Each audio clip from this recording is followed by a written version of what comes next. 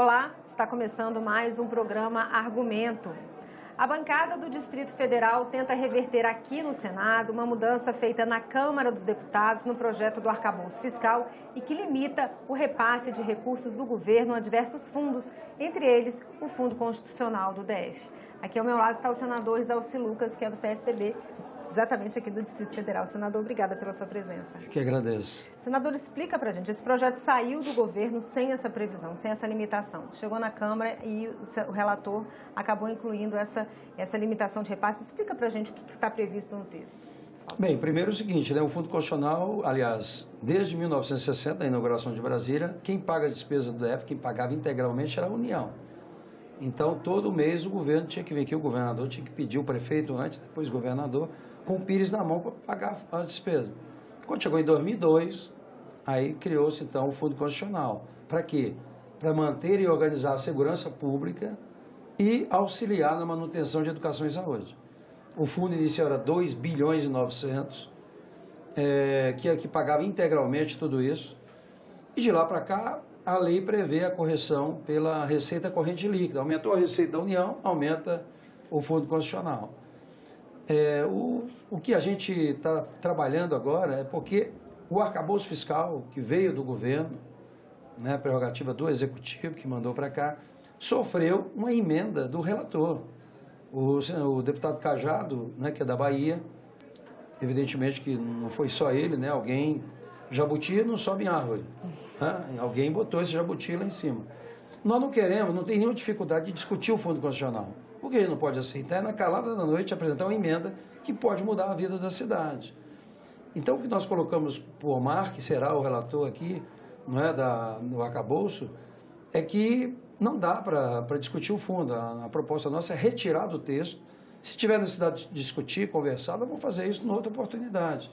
Mas não dá para ser através de uma emenda. Infelizmente, na Câmara, são 513, a nossa bancada são 8, muito pequeno.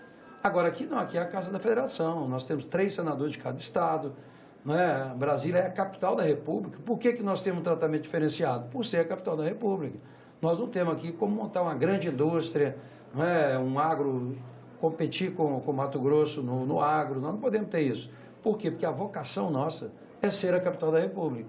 Então, as pessoas precisam entender o papel do DF, de Brasília. Se não fosse Brasília, o Brasil, não sei nem o que teria acontecido, né? O Centro-Oeste é assim por Brasília, o Norte está consolidado. A Federação está consolidada por causa de Brasília. Então, os jovens deputados, senadores, precisam entender um pouco mais a história e o papel relevante para a consolidação do Brasil em função da capital da República. Senador, o governador Ribanez, ele falou que, dados, né, que ele apresentou, que a renúncia fiscal, a renúncia de receita, ficaria em torno de 87 bilhões de reais em prazo de 10 anos. A Câmara fez um cálculo de 17 bilhões. Independente do valor, o que significa essa renúncia para o Distrito Federal? Primeiro é o seguinte, né, tem muita previsão, muito achismo nisso, porque são previsões. O que o GDF apresentou foi uma análise de 2002 até agora, e teve agora, nesse último ano, um aumento de 41%, foi um aumento significativo. Por quê? Porque aumentou muito a receita corrente líquida e houve um aumento significativo. Mas, se você fizer a média agora, incluindo os 41%, a média vai dar 10%. Então, óbvio, se era 10% e agora no arcabouço, não é? Há uma expectativa de uma inflação de 4,5%, que também não sabe se vai ser 4,5%, e mais, se houver aumento de receita de 0,6% a 2,5%, evidente que, não havendo crescimento, vai ter a inflação. Então, haverá uma diferença com certeza, né? E que pode prejudicar o DF. Mas a gente não quer nem entrar nos números, porque, óbvio, se você pega 10 anos é uma coisa, se você pega os 20 anos é outra. Então, nós não queremos nem entrar nesse mérito agora, porque isso não dá para ser apresentado através de uma emenda, sem ter realmente Por exemplo, tem que discutir, não tinha nenhum aposentado e pensionista. Hoje, grande parte do fundo é para pagar aposentado e pensionista. Daqui a 10 anos, não sei se provavelmente só vai pagar aposentado e pensionista. Então, é uma coisa que nós temos que resolver. Não é? Então, a gente não tem o crescimento de desenvolvimento econômico igual aos outros estados. Então, tem esse diferencial. É diferente por quê? Porque nós somos a capital.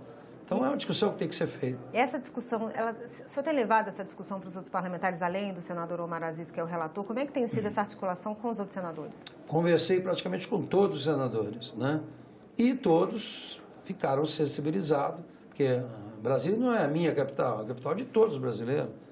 Então, isso pode comprometer muito. Se hoje temos segurança, né, você pode andar na rua, almoçar, ir no restaurante, é graças à nossa segurança. Ora, se você corta recurso, isso mexe no aspecto da segurança, educação, saúde.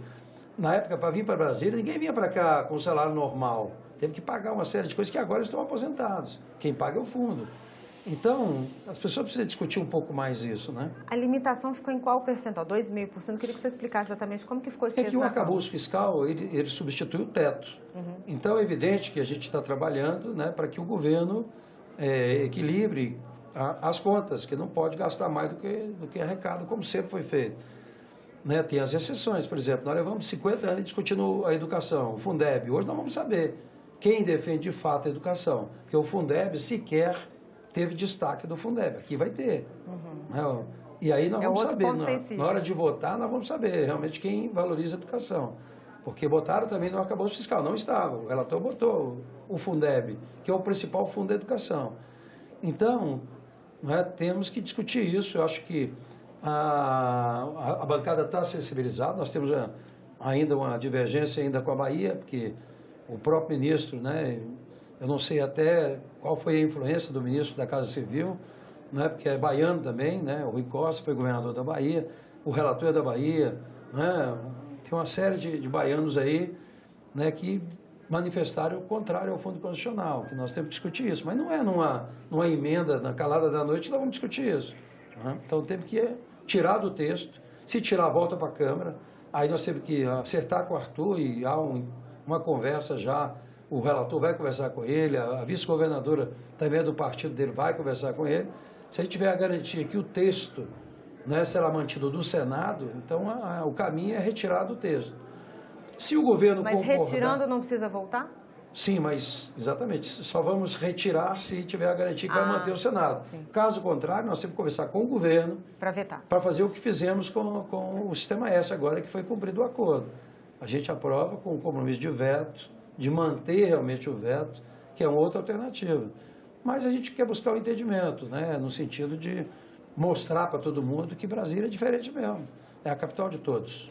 Há um receio, senador, de retirar aqui, né, porque há emendas, né, que a bancada do DF já apresentou, retirar aqui, voltar para a Câmara, mudar o texto como tem acontecido, a Câmara tem, né, de certa forma, tá nesse embate aqui com o Senado, e aí ter que partir para o veto, e sendo assim, existe um temor nesse sentido da bancada? Acho que há uma preocupação, porque, de fato, na Câmara, nós tivemos muito pouco voto, né, nos 660 votos de destaque, muito pouco.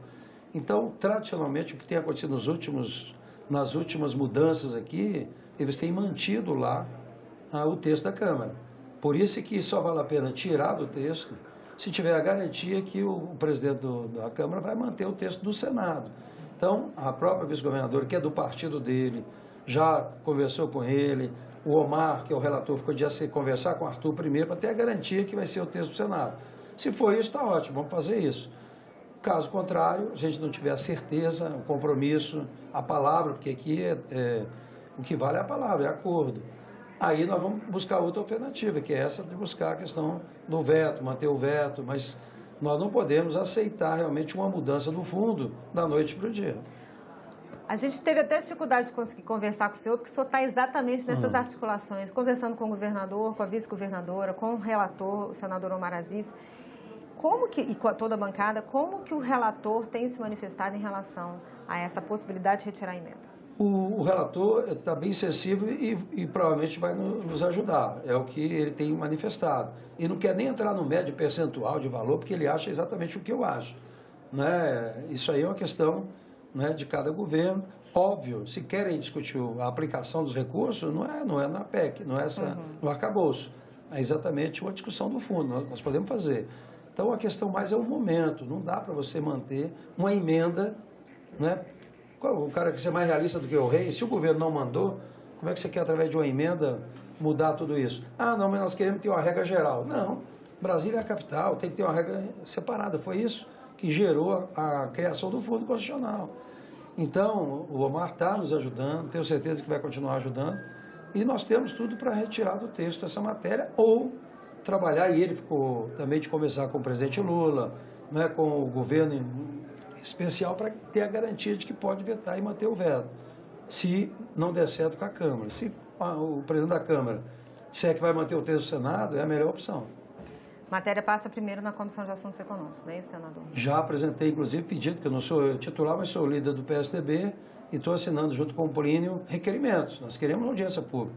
Né? Eu já apresentei, inclusive, solicitando a presença de todos os ex-governadores, né? Inclusive do ex-presidente José Sarney, que conhece, foi o primeiro parlamentar a mudar para Brasília, o próprio ex-presidente Michel Temer, que participaram ativamente disso, para a gente, numa audiência pública, eles demonstrarem, não é, a preocupação e a importância da capital da República. Então, vamos fazer com os ex-secretários, para mostrar o impacto disso. Isso pode mudar, não estou dizendo que vai mudar, mas pode mudar a vida da cidade da noite para o dia. Nós não podemos aceitar brincar com isso, ou aprovar ou reprovar sem uma análise, sem uma discussão, né, sem um convencimento.